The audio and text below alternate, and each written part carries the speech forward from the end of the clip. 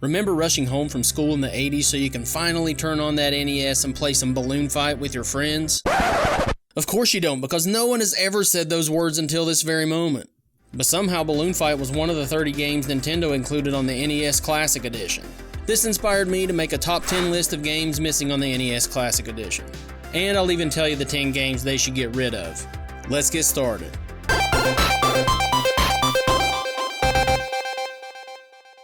What's up guys, if this is your first time here at the channel, my name is Tyler, and if you love gaming from all generations like we do here at G3, then consider hitting that subscribe button and hit that bell for notifications so you don't miss anything. The NES is without a doubt my most favorite console of all time. So of course I love the NES Classic Edition, and most of the games included are amazing and should definitely be on the system. But here are 10 games that I absolutely cannot believe didn't make the cut. Number 10 on my list is Paperboy. What's not to like about this game? You're a kid on a bike trying to deliver papers to his subscribers while having to avoid breakdancers, lawnmowers, skateboarders, housewives with rolling pins, and all kinds of other craziness. You even get a fun obstacle course at the end of each level. This game is pure 80s joy and definitely still holds up. Number 9 is the first wrestling title on the NES, Pro Wrestling. With a bizarre but fun cast of characters with their own special moves, this game was quite innovative because it had an in-ring referee, a cameraman, and you could even fight outside of the ring. And 2 of the characters were actually modeled after popular US and Japanese wrestlers like Antonio Inoki and Ric Flair. I am Ric Flair, the President of the United States! This game should definitely be on the Classic so everyone can get a chance to pin their opponent and see the now infamous phrase, "A winner is you." Number 8 is about the most 80s game you can get, but Rad Racer is still a blast to play. I mean, what game today could get away with the word rad and still be cool? The red sports car, being able to change the music, and the sound of the car when it hits full speed are some of my earliest and most enjoyable memories on the NES. And don't forget, you can hit the select button to change into 3D mode. I mean, how cool would it have been for Nintendo to have this game on the Classic with some retro 3D glasses packaged inside? Definitely a missed opportunity here. Number 7 is the Lucasfilm point-and-click adventure Maniac Mansion. Now granted, the point-and-click aspect of the game is a little cumbersome when using a D-pad, but the ability to choose your characters, interact with random objects in the mansion, solve some puzzles, and enjoy some fun cutscenes trying to save the main character's girlfriend from Dr. Fred and his crazy family make this a pretty unforgettable NES experience. I will give you one clue. The hamster is not supposed to go in the microwave. Number 6 is one of my favorite go-to games my cousins and I would play almost every day, and that is RC Pro-Am. Remote control cars were huge back in the 80s and 90s, and this game did a great job capitalizing on that fad. The concept is so simple to pick up and enjoy, but extremely addictive and challenging by adding special letters and items you need to pick up so you can enhance your vehicle. You had to place in the top 3 racers to make it to the next race, and the sound effects and music are just great. I actually had to make myself stop playing this game while capturing some gameplay footage for the video. It's just that fun, and why it's not on the Classic baffles me. Number 5 on the list is Wizards and Warriors. This adventure platformer puts you in control of a knight fighting his way through countless lands and enemies in order to save multiple damsels in distress. The controls and music are great, the enemies are tough but fair, and hunting for treasure chests to collect gems and magical items to help you on your journey is so exciting. Even the music that comes on when you're about to die is awesome, and the death sprite with a dangling leg is one of the great attentions to detail that keeps you coming back for more. Number 4 is one of the most underappreciated games on the NES, and that is the amazing action-adventure RPG Rygaard.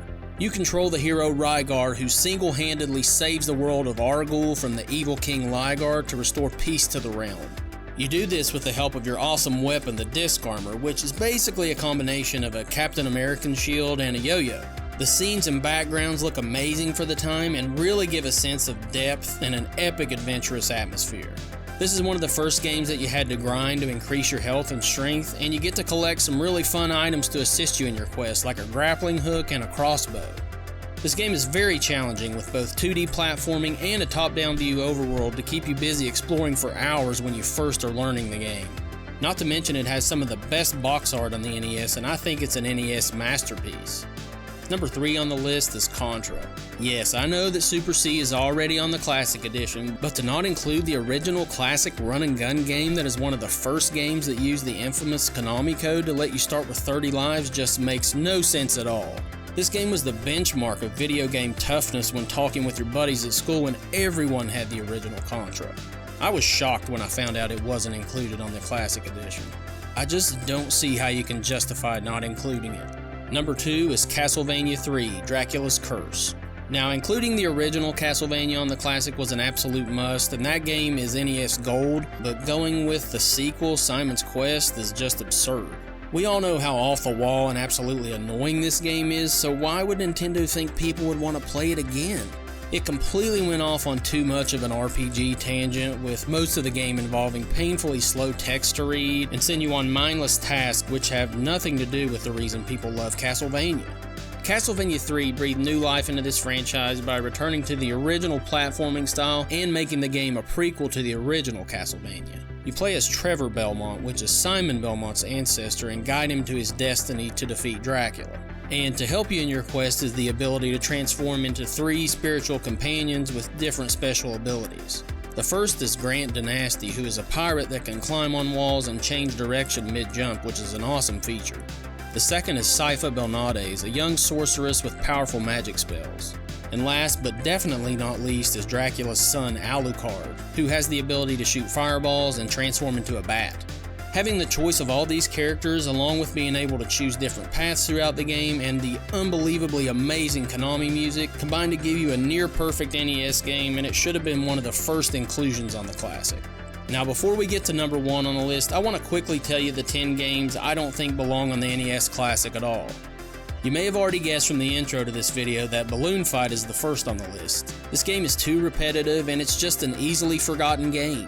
I'm going to group the next 5 games into one category since they're basically NES ports of popular arcade titles like Donkey Kong, Donkey Kong Jr., Galaga, Pac-Man, and Mario Brothers.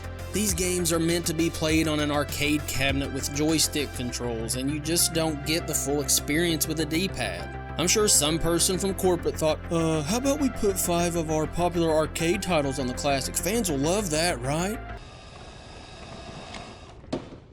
How about no? Ice Climber should also have never been on this system because the controls are terrible, which is so out of character for a game developed by Nintendo. Dr. Mario is just garbage, and I've already explained my frustrations about that game in my overrated NES games video a while back. I'll put a link in the description if you want to check that video out. Obviously, Simon's Quest is out, as I said earlier, and I think Super C should make room for the original Contra.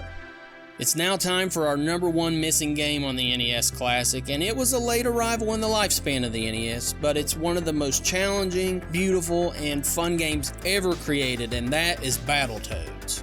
This beat-em-up platformer puts you in control of 2 of the 3 Battletoads, Rash and Zitz, on a mission to rescue their kidnapped partner Pimple and rescue Princess Angelica from the evil Dark Queen. The over-the-top animation and comical action sprites the Toads use, like the giant fists or boots, just set this game apart from any other at the time. The game is notoriously hard, and I've never beat it myself, but the game draws you in right from the beginning and it doesn't let go. It's so addictive, and you always feel you're going to get it on the next try. The first time you defeat the Turbo Tunnel level is by far one of the most rewarding experiences in video games that you'll ever have. The fact that this game was left out of the Classic Edition is completely unacceptable, because I feel the true goal of releasing the NES Classic is to first completely try to capture the nostalgia and overall tone of what people loved about the NES during its heyday, and to include games that people who never experienced the NES would be impressed by and truly want to play because it connects with the gamer in all of us. Do you agree with my top 10? Let me know in the comments below. Also, let me know if there are any other games you think should be included on the Classic Edition. Until next time, guys, G3 out.